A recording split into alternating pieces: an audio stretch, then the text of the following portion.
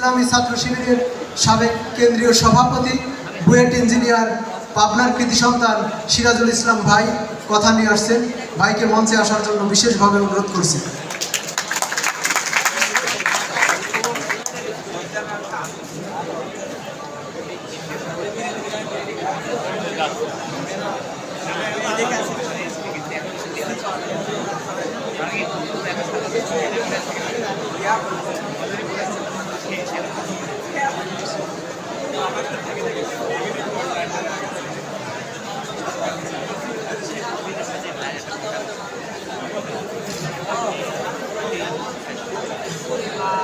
أعوذ بالله من الشيطان الرجيم بسم الله الرحمن الرحيم الحمد لله رب العالمين والصلاة والسلام على رسوله وعلى آله وأصحابه رب اشرح لي صدري ويسر لي أمري واحلل عقدة من لساني يفقهوا قولي رب يسر ولا تعسر من خير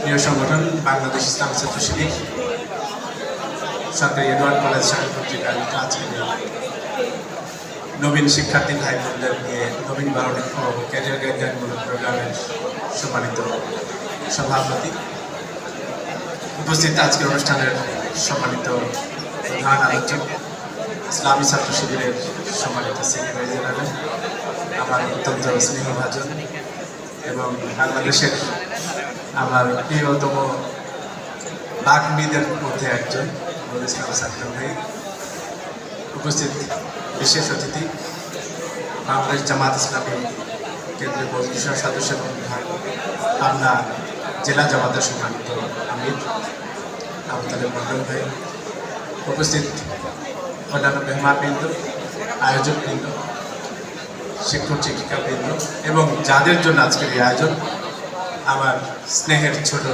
ভাই ও বোনেরা, আসসালামু আলাইকুম রহমতুল্লাহ।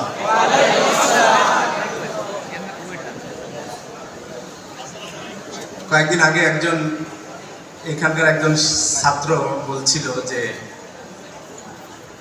এডওয়ার্ড কলেজ ক্যাম্পাসে গেলে রিসেন্টলি যে পরিবর্তনগুলো এসছে তার মধ্যে এই সময় গেলে মনে হয় যে ইউনিভার্সিটি ক্যাম্পাসে এসেছে সেরকম একটা ফিল পাই।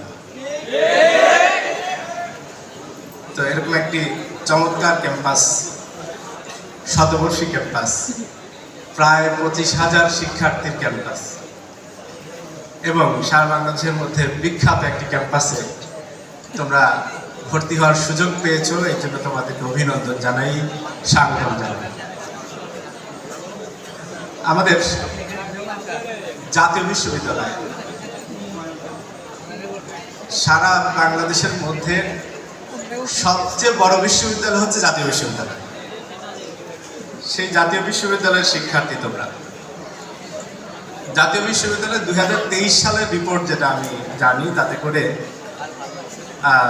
2023 সালে এইচএসসি এবং সমমান পরীক্ষায় যতজন শিক্ষার্থী পাশ করেছিল সেটা ছিল 10,67,852 জন।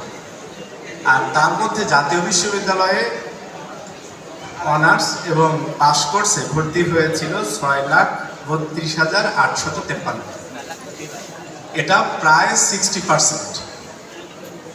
অর্থাৎ এসএসসি পাস করাদের মধ্যে প্রায় 60% স্টুডেন্টের জায়গাটা হচ্ছে এই জাতীয় বিশ্ববিদ্যালয়, কি বিরাট সম্ভাবনার একটি জায়গা। যদি এই সম্ভাবনার এই জায়গাটাকে, এই বিরাট সংখ্যক শিক্ষার্থীদের, মেধাবী শিক্ষার্থীদের এই জায়গাটাকে যদি আমরা পরিচর্যা করতে পারি, তাহলে এই বাংলাদেশ সহ সারা পৃথিবীর বুকে একটা বিরাট ভূমিকা পালন করা সম্ভব, বিরাট বড় অবদান রাখার সুযোগ তৈরি করা দেওয়া সম্ভব। এবং এক্ষেত্রে সরকারের একটা বড় ভূমিকা আছে।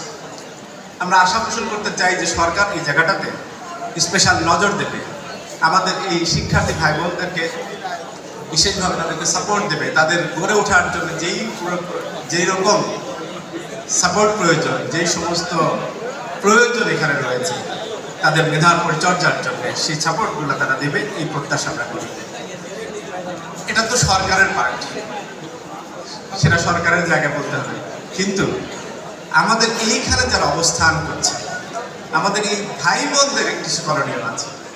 আমরা এই সম্ভাবনাটাকে কাজে লাগাতে চাইলে আমাদেরকে কি করা দরকার, আমাদের কি করা দরকার, আমরা কি করতে